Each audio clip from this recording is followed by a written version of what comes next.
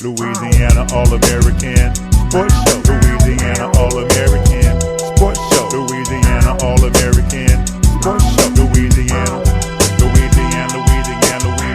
All American Sports Show. Louisiana All American Sports Show. Louisiana All American Sports Show. Louisiana. If the sports you wanna talk about, then listen to the hottest show that's coming out the south.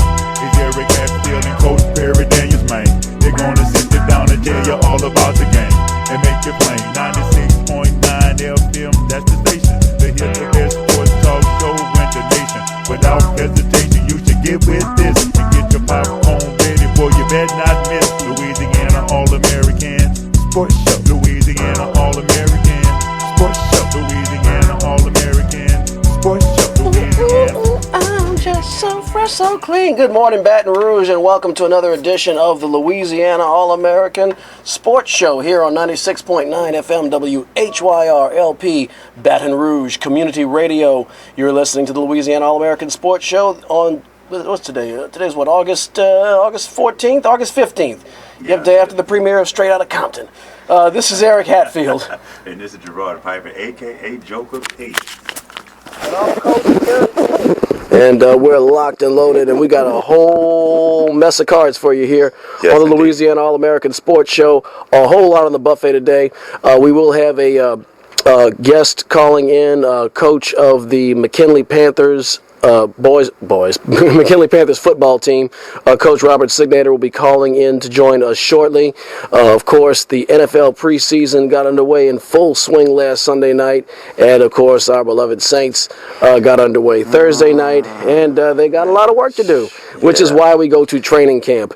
A whole lot to talk about, and of course, the action on the college gridiron is not too far away, folks. So, and Major League Baseball is coming into that home stretch. So there's a lot to talk about today here on the show, and we're just happy that you all have joined us today. So, with that, Joker, what's good in your neck of the woods, brother? Oh man, I'm pumped and I'm charged and I'm ready for the day, man. And just to me, it just seems like it's August already. That's what kind of hit me, is how fast this time has gone by in 2015. I feel like I remember New Year's Eve right around the corner, and it's already August. But it's a great time. It's football time. And so, that's the only thing kind of takes my mind off all of the social events that's been happening here in 2015. It's been a lot. It's been so much. It's been kind of overwhelming. But other than that, it's the sports, and it's this show, and it's the great people out there in Baton Rouge that keeps me going. So that's what's up with me today, man. I'm ready and pumped and charged. I'm ready to go. Let's go. Let's get it. Coach, how is it in the nation's capital? Hey man, it's a ruthless weekend. Yeah, boy. Man, I had a chance to check that out last night, and that was just awesome to see. I enjoyed it. Yeah, they are a true American dream story. These young men from the inner city decided to be themselves and portray their art to the world, tell what was going on in the community, and they have been immensely rewarded for it over their lifetime. Right. No, absolutely. I'll tell you, it was. I thought, a lot of those biopics, so you never know what you're getting. For example, you had the ones like Ray and Walk the Line, which I thought were excellent. Then you had, there was one that about Jimi Hendrix on Netflix that was making you beg for more. Like, what do you mean? Like, it stopped in the middle of the story. This one was really good. And I guess this is coming from a perspective of somebody who was a young person, a tween, or a teenager, I guess, when the whole revolution started to come full force. I mean, I was part of that generation that were maybe a little older they were talking to, and I have watched it now being an adult and with a career and a job and a life, and look back at the story. I thought it was outstanding. I really did. Oh yeah, enjoyed it immensely. I thought Ice Cube's son was playing Ice Cube, and I'll tell you that the likeness was just uncanny. Yes, it was.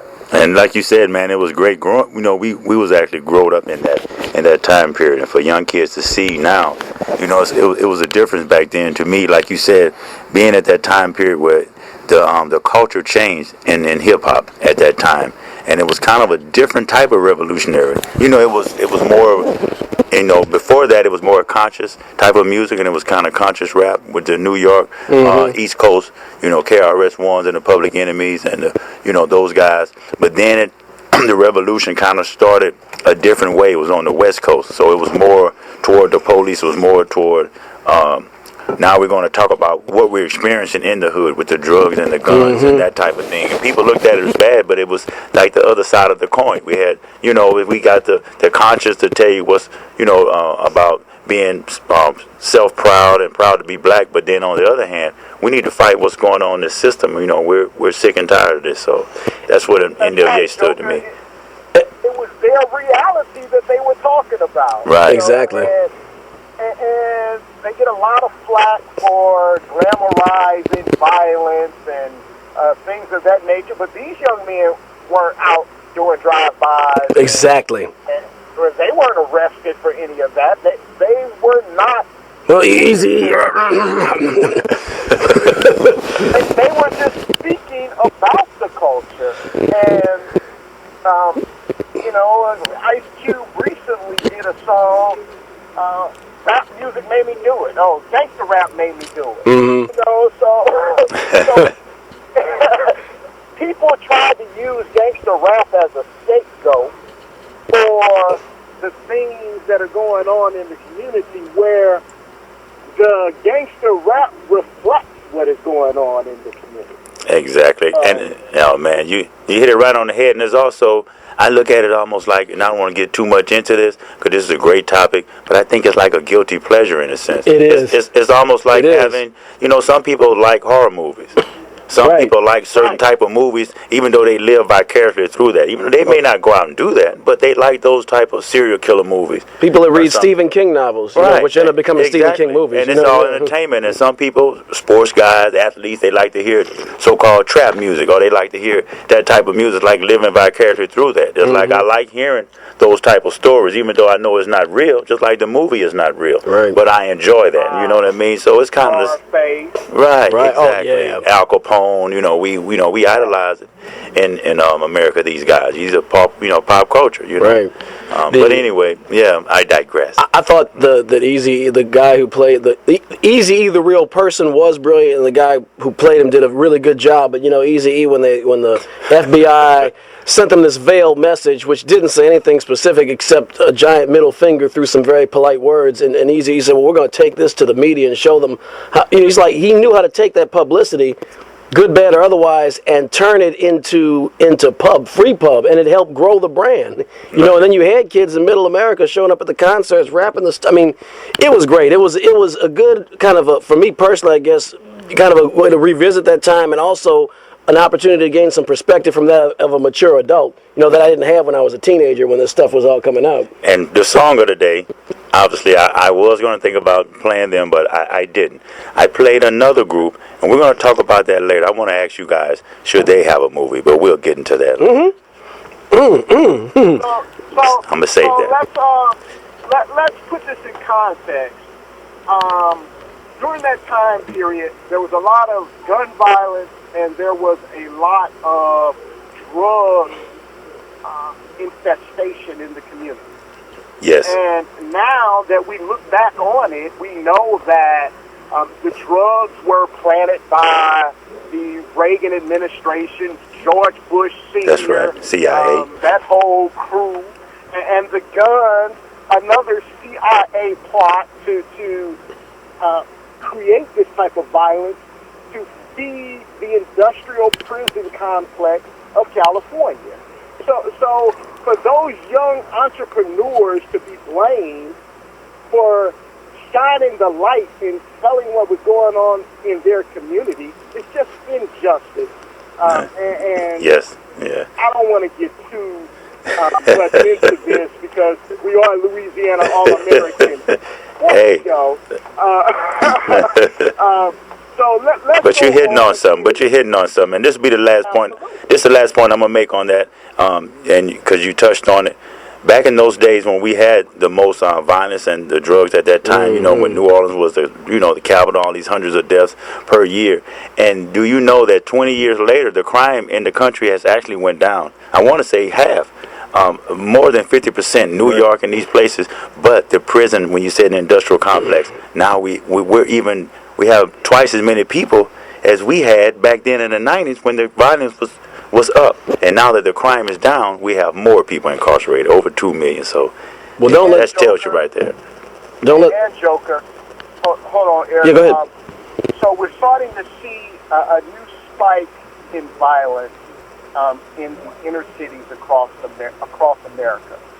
And my theory is this.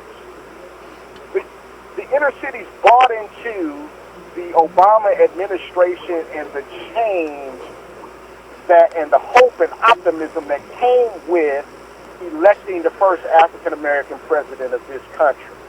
Now that we are coming to the end of that administration and they are seeing that their reality has not changed very much over the 8 years, right. Now they are going back to business as usual. Great point. So, all right.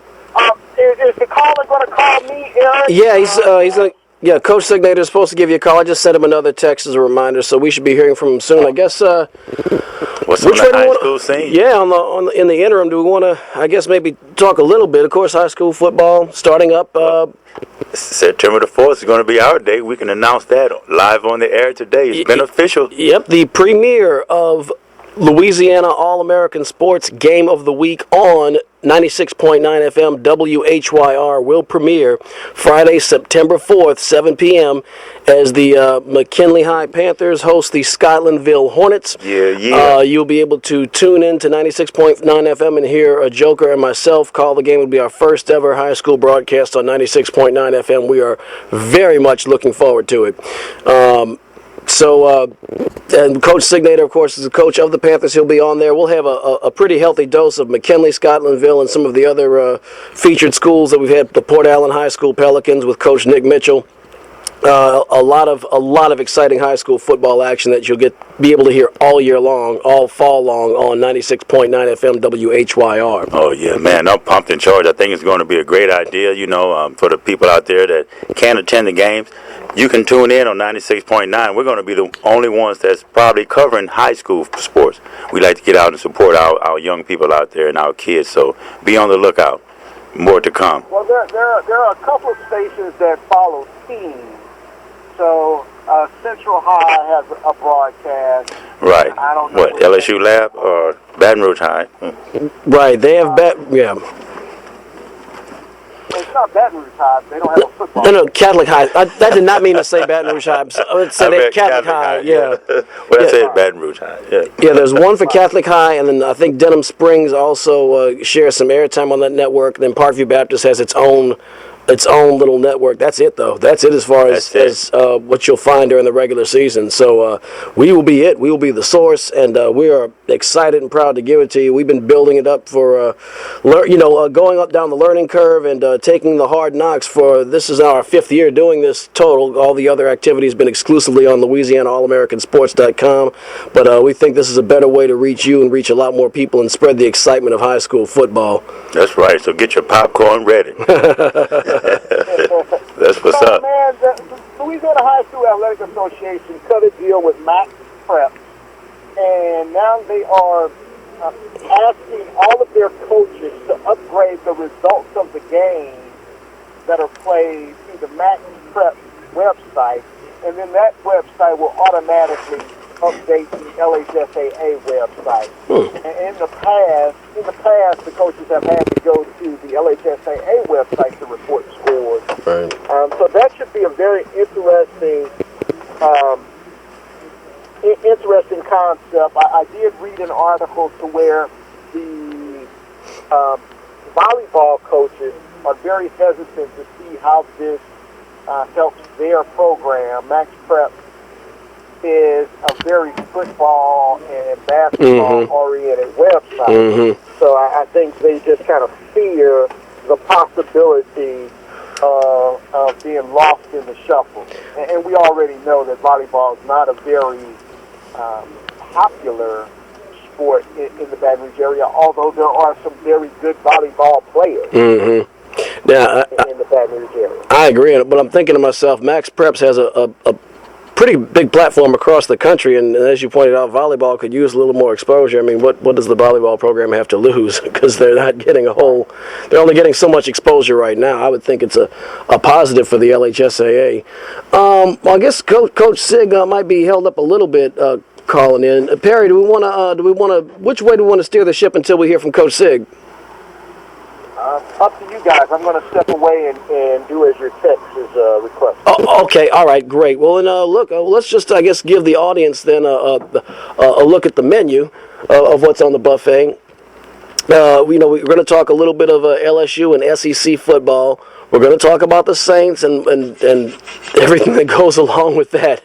We're going to have a little music for you, and if time, we're going to bring back one of our popular skits, back by popular demand, what women are thinking about while watching sports, and if time allows, we'll talk about the MLB pennant races, which are really starting to heat up and take some interesting turns that I didn't see coming at the start of the season. So there's a whole lot coming around the mountain. There's definitely a whole lot coming around the mountain.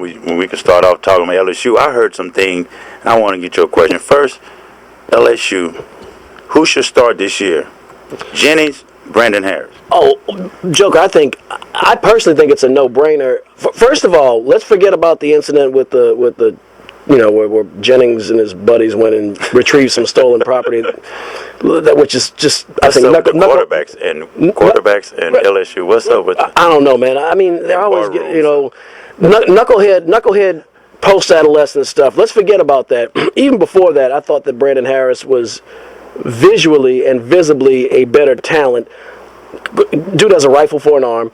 I think his biggest challenge was getting the ABCs of playing quarterback at that college level with some of the more complexities. Sometimes getting the checkoffs and the lineups, sometimes getting the snap executed. It sounds very basic, but if you're not in the habit of doing that in game situations, it can be challenging. And that's when Jennings almost had to be forced in there, because you can't do anything if you can't get those basic tasks executed. But looking at him having another spring and summer to get the offense under his belt, and you look at the arm talent he has and some of the throws he made last year, the decisions, I thought it was pretty obvious he should be the starter anyway. Now you factor in the fact that Jennings did get in trouble, which is going to be a distraction that is unresolved. I think it's a no-brainer. It should be Brandon Harris in a heartbeat. I don't even think there's competition anymore. I totally agree. I think Brandon Harris can actually become a star. I think he can actually. I think he's a diamond in the rough. They threw him in last year with Auburn. It was a big game, and you know what I'm saying. And so, but I think that helped him this year. I think he's going to be better, and I totally agree with you. Did you see the story of Les Miles trying to say he's going to recruit Ben Simmons, the basketball player? Did you see that, Coach? I think Ben Simmons would be flattered, but if he values his head and his ribs and his elbows and that first-round draft pick he's virtually assured of if he plays well at LSU, I'm sure he's going to politely tell him thanks, but no thanks. Right. I'd love to see it. Johnny Jones won't go for it. Yeah, exactly. Say Johnny Jones ain't going for it.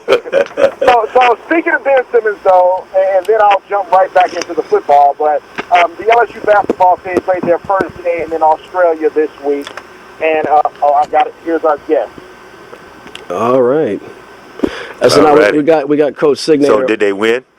I didn't know they were playing. That kind of caught me by surprise. Right. I'm gonna have to go back and see that, especially because I want to see Ben Simmons. This guy, from what I've seen with the McDonald's All American, he is the real deal. I was between LeBron. That and there was another All-Star game ESPN shows, and both of those games, I was thoroughly impressed. I mean, it's only quote unquote only high school, so you kind of have to project, but I know talent when I see it. And this dude has a full package. I mean, the only thing I didn't see, but LeBron took a while to develop it too, was a jump shot that put fear in the hearts of your opponents, but he could get to the basket, and he can pass, and he can play defense, and he's quick with his hands. His footwork is outstanding. I mean, I am excited for the 1 year we might have this kid there at LSU.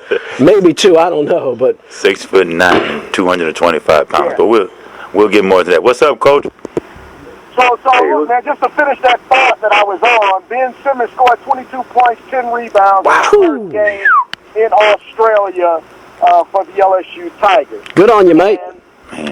Yeah, boy. So we were talking about the football program, man. It's going to be interesting to see with that gun of an arm that Harris has, and the running game that it looks like the LSU Tigers have. You know, that's going to give them the best opportunity to win with him being able to play off of the play action and throw the deep ball. So we've got a gentleman on the phone who knows a lot and could probably speak better to that situation and football in general than I can. This is the head football coach of the McKinley High Panthers, Coach Robert Signater. Welcome to Louisiana All American Sports Show, Coach. Thank you for joining us. How are you today? Okay. I'm fine. Thank you all for having me. All right. Hey, talk to us about this year's 2015 Panthers. Hey, it's gonna be an experience at best. Look good in practice. You know, we playing pretty decent, but we won't know until the lights come on at 7 o'clock. And I hear you, Coach. And Coach, before you came on the line, we were talking about September 4th, which is going to be actually Louisiana All American Sports' first broadcast of the year. The McKinley Panthers hosting the Scotlandville Hornets. You have a new and improved, a new kind of Scotlandville. This isn't your daddy's Scotlandville, so to speak. As they have Coach Valdez over there, and they're coming off of some postseason success. How do you prepare for these guys differently than maybe you have in the past? And does this take? Do you think for the players and for the students and the respective communities that it takes the football rivalry to a different level? Well, we prepare. I've played against Valdez before. I succeeded him here at McKinley, so we kind of know him a little bit. But this has become a big-time city rivalry. McKinley Scotlandville has become one of the biggest high school games around right now. And we just try to prepare. You know, this first game is going to have a lot of emotion. It's going to be who makes the least amount of mistakes and who wants it a little bit bad. You know, because it's natural. You don't have to fuck kids up. Well, great. I know you definitely don't have to motivate those kids for a rivalry like that, especially against Scotlandville or Capital. I'm an alumnus of McKinley High, and so, Coach, we know last year to us things didn't go all that well, and we know they did go well, but you know at the end of the day, you know, this year you're going to have a lot of pressure on you. So, what are your expectations this year? Well, my expectations are high because you know nobody's gonna put more pressure on me than I'm gonna put on myself. Mm-hmm. You know, and it's time, you know, to win. You know, we came in with a mission to build a program. I think we've done that. You know, now it's time to produce some W's. When we came, you know, they didn't have 3 teams. Now they have 3 teams. Like JV and varsity. We have about 110 kids in the program. You know, that's you know something that never happened. So now the building is over. Mm-hmm. You know, now it's time to put down some W's. Okay, all right. So, Coach, I saw some stories this week online as I'm tracking McKinley all the time. The football field there. What transpired this week with the football field? Well, you know, it was hot, and back in it wasn't on the field. Back by those apartments back there, someone threw a firecracker from across the fence. And the firecracker ignited the hay and started a little brush fire. You know, and the most amazing thing came, the fireman came and put it out with a broom.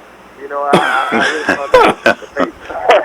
They say with a broom, man. That's amazing how stories get blown up and out of proportion. Right. Yeah, it wasn't that. Not a blade of grass on the field got burned. Wow. They told us that the whole field was on fire. They said it had a 4-alarm fire. And come to find out it was a firecracker. Ain't that something? Well, you know, it's like... If you was some turf, man, I go out there and say It's almost like that movie, like in Barbershop 2, where they had the super haircut store, and they said, "Oh, they got fish swimming in the floor." I said, "Someone probably dropped a fillet of fish on the floor." You know? Here we go. They're talking about the whole field caught fire, and it's a 4-alarm blaze, and then somebody threw a black cat. Come on, man. Leave it tall tales in the South, baby. We cracked the joke that day because air conditioning went out of school and then the grass fire, so we just came up talking to Mr. Bristol. I said, Mr. Bristol, we on fire this year. The McKinley Panthers are on fire. Hey, Coach, I will tell you what is on fire, and I want to commend you. You have sent several young men to Ivy League schools on football scholarships. And Yes, that indeed. is very commendable Yes, sir. coming from the community where the school is located. Yeah, well, you know, that's one of our missions, you know, and if we couldn't win a state championship, then we'll win the championship and send the kids to college. Every year we strive. You know, we had a kid last year to sign with Yale. Mm-hmm. We have 6 scholarship players. We have a kid at Fordham. Coach Daniel was a part of the staff, a kid that ended up going to Stanford. You know, so you know we try to send kids to there's Tulane, Arkansas State. You know, we try to send them to school. That's our mission. Absolutely. So let's talk about some of the kids this year on the team that may end up playing football at the next level. Well, we have one who's already committed to ULL, Nicholas Wiggins. Mm-hmm. He committed to ULL about a week ago. Awesome. And what position does he play, Coach? What position? He played defensive end, but this year we're going to put him as a little bit of a linebacker and wide receiver. Say Williams or Wiggins? Wiggins. That's what I thought. He played a little basketball too, didn't he, Coach? Yes, he played Nicholas Wiggins. Very impressive athlete. Okay, gotcha. Wow. Anybody else? We have Juwan Ruffin, Tyler Smith, Tavis Williams. I'm trying to think. I got a few kids I got a kid transfer from West Monroe who's going to help us, TJ Law. It's just one of those sprinkle kind of things this year because you don't know who's going to show up. But we only have about 12 seniors, so about 6, 7 of them may give a chance to play on the next level. It's good that you guys are going to have the opportunity, at least with this current crop, then to have them, most of them, for at least another year and kind of develop them in your system. One facet, we covered, of course, a lot of your games the last 2 years. I think we had at least 4 last season. And one recurring theme, I mean, I'm sure I'm speaking to your pain, was that you guys were really shackled. I mean, almost like Harry Houdini trying to escape out of the box in the passing game. The quarterback. 2 years ago, I remember you had Travion Alexander, a kid who had some good downfield vision, and you could at least have the threat of the pass. Last year, that was almost non-existent, and towards the end of the year, you were stuck having to run the ball on 3rd and long. Is there any comfort you could speak to the McKinley faithful down the line either way? And how were you going to adjust to that situation one way or the other?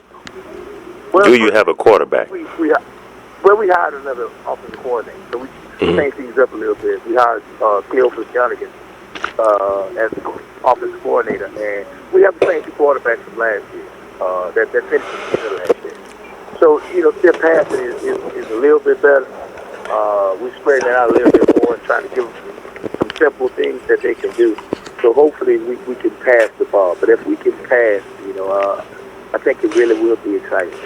And give the kids a little 15 minutes in case they're listening, because a lot of the students and coaches listen. Who are those 2 quarterbacks from last season? Uric Larinet and Christian Smith. Christian Smith got most of the reps last season. Is it going to be more 50-50, or is he going to kind of be the 1 versus 1A this year? Believe it or not, right now he's the 2. Mm-hmm. Uric Larinet, he played most of the Woodlawn game until he was thrown out the game. So, right. He has emerged through camp as the number 1, but Christian is right there. So it's kind of like a 70-30, 60-40 type deal right now. Yeah, Coach. So those are your quarterbacks. We definitely going to support you this year, Coach. But I got to tell you, you're on the hot seat. You are on the hot seat this year, and it's all about wins at the end of the day. Go ahead, Coach. That it's understandable. I really understand that. We're just going to do the best we can to put the best product on the field and let the chips fly with it. We definitely support you. All right. Absolutely. Well, McKinley high. That's right. Well, I'll tell you what, Coach. You keep putting those Ivy League skins on the wall. It's that will make up for a lot of W's and L's quick, especially from what I understand about Principal Brister. I think that's what's most important at the end of the day. But we definitely want to see the Big Blue get some wins, man. Okay, well, thank you, man. Now, I do too. I got a couple other things before I let you go, Coach. First, I heard you say you hired a new office coordinator. Is that just his name only, or you going to end up calling your staff? No, he has sole possession of it. Really? Yeah, he had sole possession. Because I'm an old school guy, and last year, I'm 3 yards in the cloud of dust to give me a chance to win at the end. But we need to score some points. My way of thinking is a little bit harder right now for the wide open game. We really need to put the points on the board.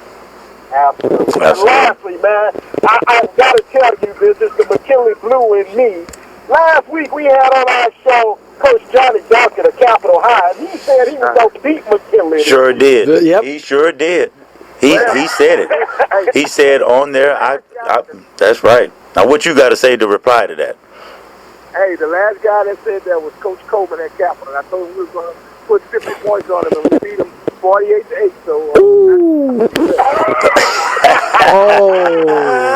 Yeah. That's what I'm talking about, Coach. That's what's up. Hey, Coach, look. Hey, man, best of luck to you this season. We really appreciate you joining us today. Hey, Coach, some Saturday morning after game, we would love to have you on the show to kind of brief, man. We have a huge McKinley following. So, you are welcome to join us on those Saturday mornings to kind of talk about post-game stuff. Okay, well, no problem. We'll do, and we'll keep the Big Blue informed, and we're going to give them something to cheer about. All right. Yes, sir, man. We appreciate it, Coach. We'll be out there supporting you all the way, man. Good luck to you this year, brother. Okay. See you in a few weeks. All righty. That was McKinley head football coach Robert Signater throwing some straight fire for Coach Johnny Duncan at Capitol, and we'll have McKinley on the schedule, I believe, at least 4, maybe 5 times in the coming season on Louisiana All American Sports. We're going to have quite a bit of them, and it's always a great show, and they have a big following, and they play in a very competitive football district here in Baton Rouge in District 55A. Can't wait. Can't wait. Yes, to quote the retired Bart Scott. So that's great. I'm very appreciative to have Coach Sig on and kind of chat with us a little bit. That's a very competitive district. Yeah. Only thing with the quarterback situation, I guess we're going to see. I hope that guy can, because of last year, those two guys were Christian Smith and it was Urick. I didn't catch the last name, but I do remember there was another guy they brought in off the bench. And as soon as he said, I said, Coach, you got to have some new quarterbacks. He's like, no, we got the same 2 guys from last year. And I'm putting my face in my palm and I'm thinking to myself, the same 2 quarterbacks we saw last year.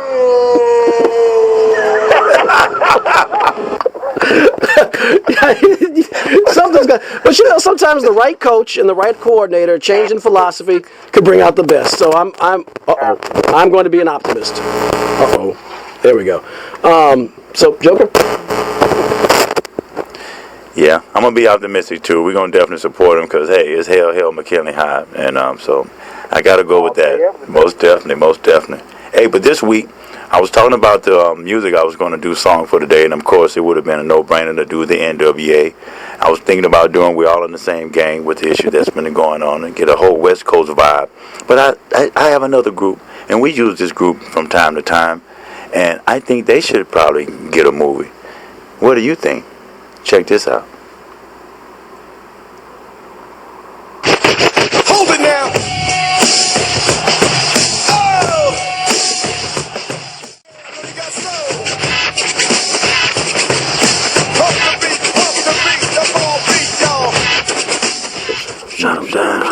Shut them down. I was feeling kind of revolutionary. Boy, it's been a ruthless. What Barry said, ruthless. Yeah, it's been a ruthless weekend. Yeah, man, it has been, and so that's kind of why I chose that. But do you think those guys deserve a movie? It would. I was thinking about that while you were playing the song. I think it would have to be.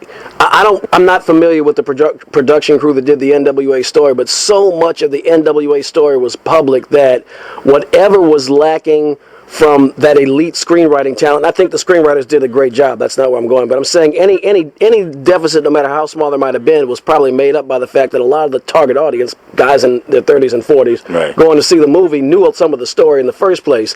So much of Public Enemies, a lot of the music was known, but I think a lot of their background story is unknown. Heck, their foreground, their postscript is known with Flavor Flav and his antics, but I mean, a lot of the background's not known. So you would need a really good screenwriter, a really good director. I mean, I'm talking Oliver Stone like, but or somebody with that potential. It would have to be very well done. They would have to make up the gap between what's kind of out there in the public and what the public doesn't know. And I think that gap for Public Enemy is a lot greater than for NWA, where you got Ice Cube and Dre that are still right there in the public eye. They're still doing music and movies. And that's what I think. I think the point is, just like you said, I think NWA's story is so, intertwined and so interesting. And they have more people that has branched out, almost like New Edition. Everybody in the group, Dre and Ice Cube, and so their story. Eminem and Snoop and Bone Thugs. I mean, all these acts we wouldn't even know about were not for that tree that I'll call it the Eazy-E tree, if you will. Right. I think Public Enemy, their story, the music, they did a lot musically wise for it, sold records. But like you said, their story is not as complex and twists and turns in the way they came. Maybe it is, but we just don't know about it. Exactly. I disagree. I disagree with I know what you mean. Complexity of the Public Enemy story with Flavor Flav's personal situations that he's been in. Yeah, true. It really complicates the Public Enemy story. I think you will see that. It may be a while off. I think what pushed the NWA story to the forefront was Ice Cube's connection with the movie industry. Right, and Dre with the money. So he could write the script and himself, and he was there. So that kind of pushed that to the forefront. But man, hey, look, it is a ruthless weekend. I'm plus NWA. Hey, with Joker, you can never go wrong with Chuck D with me. Right. Okay. Never. Right. Look, never. Okay. All right. Let's talk some SEC. Yes, sir. So look, we got we're only a couple of weeks away. Today's August 15th, and we are very, very, very close to the start of football season. And folks, it'll only be a matter of time before you hear these familiar tunes. A matter of time.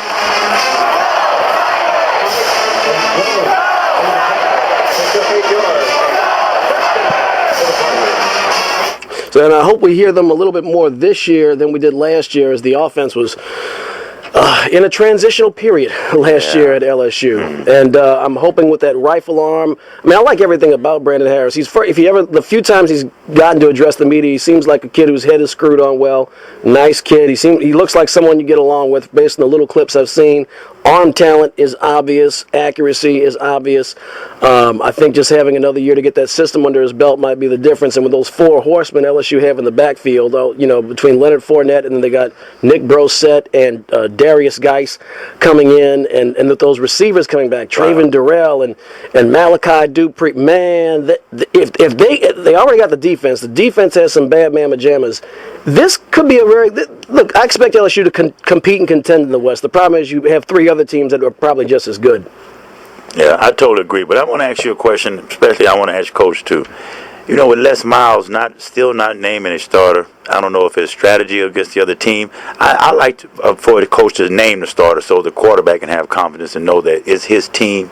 And so what do you think about that? Do you think he should name the starter, or do you play more into not letting the other team prepare for who they, Well, right. I mean, they have Auburn on September 15th. I'm sure that Gus Malzahn would love Les Miles to name his starter too. That way he can go in the film room and start focusing on that guy. I think all these college coaches do it like it's war games, like it's like the game of Risk or something like that. I think he's named a starter. I think his starter knows who he is. I think it's Brandon Harris. But these guys, I mean, they're worse than NFL coaches trying to keep everything all bottled up and hidden and secret and stuff, like James Bond with Cloak and Dagger and stuff. So I mean, obviously these guys have been successful. They're doing it, so there must be a reason. I agree with you. I think it's a little silly, but these guys, particularly in the SEC, and Nick Saban is the king of that. I don't think it's going to change. I don't think they're going to tell us anything they need to tell us until they have to, Coach. Right, and that's just strategy.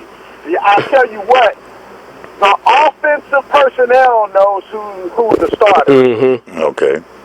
Because he's taking tonight when they line up in Tiger Stadium for the scrimmage, the closed media scrimmage. Brandon Harris is going to start. That's been announced. Mm-hmm. That's been announced that Brandon Harris is going to start.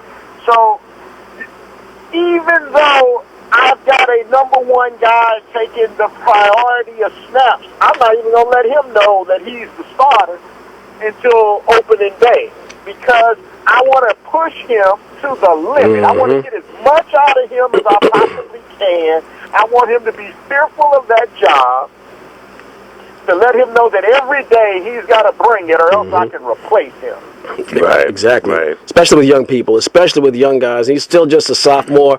You know, I'm sure Gus Malzahn might try to get a helicopter ride over Tiger Stadium to see if he can get any view. I don't know if it's going to do him any good or if that's closed off airspace. But yeah, I agree. You know, I think the Les Miles knows what Les Miles wants to do, and I'm sure his coaches do. But I think those guys hold on to information like it is the manna of life. It's a very competitive SEC. I think, particularly on the Western side. Again, I mean, as I said, I expect LSU to have a puncher's chance in the West, but Alabama, of course, will every year, although they need a quarterback. Auburn is loaded and actually has a QB who can throw the football this year. I think his last name is Johnson. I think he's a redshirt sophomore or freshman, but he was highly touted. Then you got Arkansas, which has been that team that everyone's been saying next year they watch out for them, and I think this could be their quote next year, especially with their stable of running backs. And remember, Ole Miss, while they had a lot of attrition, they lost a lot of people on the offensive side of the ball, but look, they were ranked number one in the country last year, so I expect Hugh Freeze to reload. So that SEC West is going to be intensely competitive, and I'll tell you, you could take four squares on the wall. I think between LSU, Auburn, Alabama, and Arkansas, throw a dart, and whichever one hits, that's the one you put your money on because it is that tight. I think in the West. Eric, and you didn't even mention the phenomenal quarterback at Mississippi State. Oh, you're right. I went right over Dak Prescott. You know, I think, and Mississippi State is going to be in every game. I think from a standpoint of receiving and playing the trenches on the line, they're maybe a step to a half step behind those other four teams I mentioned, but they're going to be a tough out. I have another one for you. Ole Miss. I have another one for you. The Soul Brothers down in Texas A&M. I knew you were going to say that. I'm picking those brothers to take that A&M Aggie team to the top of the SEC West. Here's my thing with A&M, and again, it could happen, but boy, they had Swiss cheese for defense, and I know they got Coach Chavis and they've revamped, but their pipeline, I think, has been, I mean, to have a defense that was that bad the last two seasons, their pipeline had to be lacking, and I think that's good. I think that's their Achilles heel when you consider how competitive and how tight the other teams are. But to your point, Coach, offensively, they're going to be right there, and they're going to be a tough out. I mean, there's no easy win in that division. None. Zero. You know, you're going to have to be on your A game every week, or the other team can knock you off. Yeah, but after the party is over, and after everything over, just like when this show is over, who do we have coming on next? We got Noel Jackson with Music Satisfaction here on 96.9 FM WHYR-LP Baton Rouge Community Radio. I don't know why I get all this extra bass in my voice when I announce Noel's show. You know, if you like singing. Let's talk to East real quick and go to our top five. Sure, I think the SEC East, I think Georgia's going to win it. I think you have one other team that could fight with them, and that's the Tennessee Volunteers. Tennessee's another team where for the last 2 or 3 years now we've been hearing, you know, going back to the Lane Kiffin days, they're a year away, and you always hear about next year being this year, and I think that's another. Tennessee's going to have to be more like Missouri in that they're going to have to show me. You know, they're going to have to show me because I'm not buying any Tennessee stock till I see them really, get to the championship game and or at least come within a tiebreaker of losing to Georgia in the East. Of course, you have Missouri, which has been very competitive the last couple of years, but I think Gary Pinkel's magic carpet ride is going to run out. I think he's been making it on coaching and some bad bounces for his opponents and good bounces for his team. I think Mark Richt in Georgia. What about Mark Richt? You think he's on the hot seat? Does he underachieve? Has he been the biggest underachiever in SEC, him or Spurrier? You know, if you look at regular season only, in other words, cut out the post, or even look up to bowl weeks. In other words, Mark Richt is as accomplished as any coach over the 10, 11 years he's been at his job, except that he has not played for a national championship. Right. You know, he's won the SEC. Won it in 2005. He's won the Eastern Division multiple times.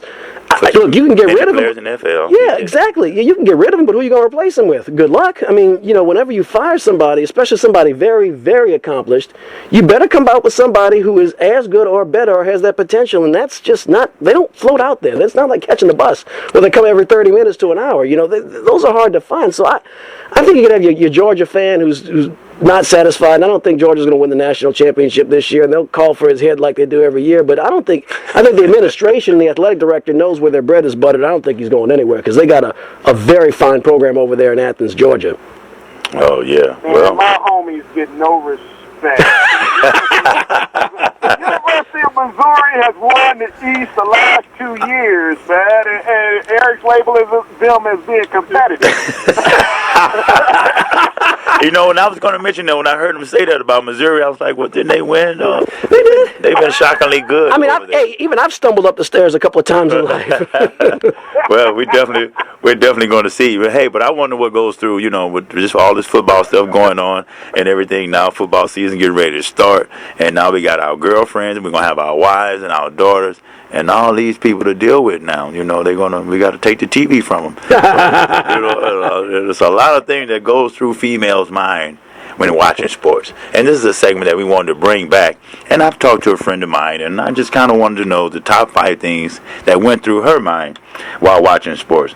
And she gave me a list, so I'm going to go over them right now. Check this out. Number 5. The NFL and Tom Brady went to federal court to negotiate a settlement over the deflated balls. I understand. My boyfriend and I sometimes have to negotiate a settlement over the same issue. Number 4. Something is wrong. How do the St. Louis Cardinals have the best record in baseball and they haven't been mentioned all summer on Louisiana All American Sports show? That racist city must have ticked Coach Perry Daniels off. Number 3. Sidney Sale, girl, you gotta speak your mind. I would have told the Hall of Fame viewers about my daddy's problems, even the ones not related to CTE. The NFL network would have been like, go to break. Man, number 2. Geno Smith, man, good thing you play football and not a boxer. A broken jaw? You got a bob and weave, ma'am. Bob and weave. And the number 1 thought that goes through a female's mind when watching sports is... Did Donald Trump ever own the Clippers? Really? Really? To be a racist. Do you think I tell the coach to get white players? Or get the best player he can get? Some have said that That was hilarious, man. I want to thank... It was a Donald. Yeah, it was a Donald. It wasn't a good year for Donald. Donald's been in the news for the last couple of years now. Oh, boy. Old Bigatron. Yeah, old Megatron. What does that say about us? That is a sad commentary on our society. And he's in the lead. Right. America loves a circus. Right. But and I don't want to get too political. But we'll save it for maybe if he manages to survive a while longer, we can save it. But I do think there's some good that can come out of his presence in it from his looniness, in that it forces other people out of the shadows by him acting like a kook. But I guess we could probably talk about that another time. But that is interesting commentary. Only in America. She talked about the Tom Brady, the deflated balls issues. We got the Ray Rice. Oh, yeah. We got a plethora of things. We got the Saints and their performance the other night. What do you think about that, the Saints? I'll tell you what. Rob Ryan, man, I don't get it. I don't get it. Why they kept him? I think Rob Ryan, you look at his scheme, right? You look at 2 years ago when they were forcing turnovers. They were the number 4 defense in the league. I mean, that defense can work. That's a defense that relies on having the right personnel. You've got to have a front 7, particularly a front 4, that can get quick pressure on the quarterback. If the front four is beaten, Rob Ryan's defense is exposed. I think you saw that in the third quarter. I think you had a rookie that came up with a pick. That was because of pressure, and aggressive play defensively. But you got to have the right personnel. It's a feast or famine defense. That's the expression I was looking for. It's feast or famine. They're either going to be ranked number 4 or they're going to be ranked number 24. They're not going to be 15, 16. It's a feast or famine kind of defense. With the release of Junior Gillette, it makes Cameron Jordan's going to have to step up. They're going to need some the linebacker they got in the trade for Kenny Stills from Miami. I forget his name, but I've seen film on him, and he's an impressive physical specimen. He's got to get to the line quickly. They've got to put pressure on the QB. If they can get that pressure this season consistently, I expect the Saints to win be able to win a lot of games. What about the running back issue? Do you think? What about Ray Rice? Would you sign Ray Rice? Well, here's the thing. I think the Saints are loaded at that position, especially with their young guys. And Ray Rice, even notwithstanding his personal problems, he's on the wrong side of 30. He's battled off some injuries. You're going to need to have some depth challenges to even make it worth. If you even ignore the domestic violence, I think he's going to need some people to get hurt just to get him brought in. And then when you consider the potential distractions, that would add to it. Somebody might give him a break. This is a guy who made the Pro Bowl a lot of times and ran for a lot of yards, and he's got skills. You can't coach what's up here up in your head and the vision that he has. But he's on the wrong side. Even without his personal problems, he'd be kind of towards the end. So it's going to be tough. The Saints, I don't think, need a guy like him. I'm not even talking about the domestic issue. I don't think they need a running back that fits his profile, age and otherwise. Okay. What you think, Coach? I told y'all the Saints should have drafted a defensive coordinator. Hey, I was in total agreement with you, Coach. I did not want to keep Ryan. I don't know what I think it's his name that's keeping him.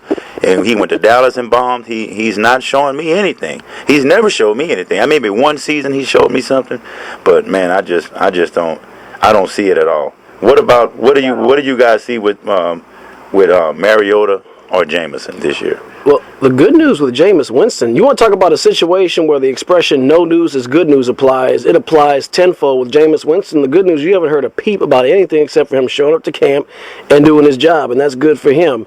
Mariota, first of all, I think just Zach Mettenberger is a more ready for the NFL kind of quarterback. I think he's a better pro.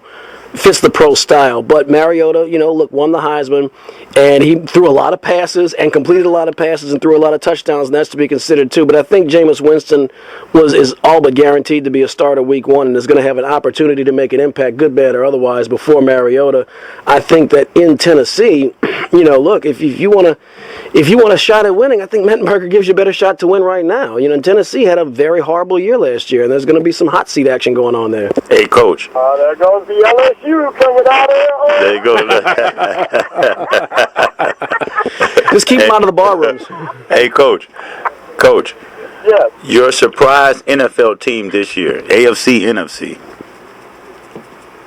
Oh, wow, that's a great question. I really haven't contemplated that a whole lot. I don't know if they are a surprise to folks that are in the know in the AFC, but I expect big things out of the Indianapolis Colts.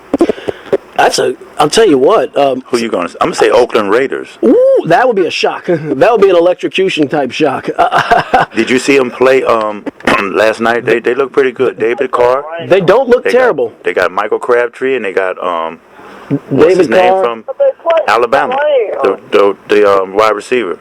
Amari Cooper. Yeah. They did play St. Louis. To Coach's point, I will say this much: I'm looking at the lineup. I do think they're not going to be a laughingstock this year, which is a step up for the Oakland Raiders. But if I'm going to pick a surprise team in the American Football Conference, I'm actually going to pick the Buffalo Bills. I think they've been slowly building talent, and even though they fired their coach last year, they still looked improved. I think they just, having Rex Ryan to coach that defense and then getting Shady McCoy up there, that might be what it takes to put them into playoff contention. contention. In the NFC, I don't really think there's anybody that's going to surprise anybody this year. Arizona. But Arizona was really competitive last year. You know? But I mean, you think they can do it consecutive if Carson in that division? Carson Palmer stays healthy. He's got to stay healthy. But San Francisco's going off the cliff. St. Louis is in another rebuild. I mean, Jeff Fisher will have the defense right, but I don't know what's going on the offensive side of the right. And then who's the other team in the NFC West? The Seattle. Huh? Seattle is going to be that team. Seattle, those busters. That's going to be their measuring stick. But Arizona should be able to get back into the playoffs this year if Carson Palmer stays healthy. I still think Seattle's the team to beat in the NFC. Hey guys, real quick, I thought it was interesting that Rex Ryan picked up the guy that punched Geno Smith in the mouth. Yeah. Interesting. I don't think it was an accident either. I don't think it was a coincidence. But let me say this, that, man, right now going on 50 seconds. In North Carolina, Randall Carrot, a 29-year-old Charlotte Mecklenburg officer, is on trial for the 2013 shooting of an unarmed African-American by the name of Jonathan Farrell, the former Florida A&M football player who was shot 12 times. Jesus. Wow. That trial's going on right now.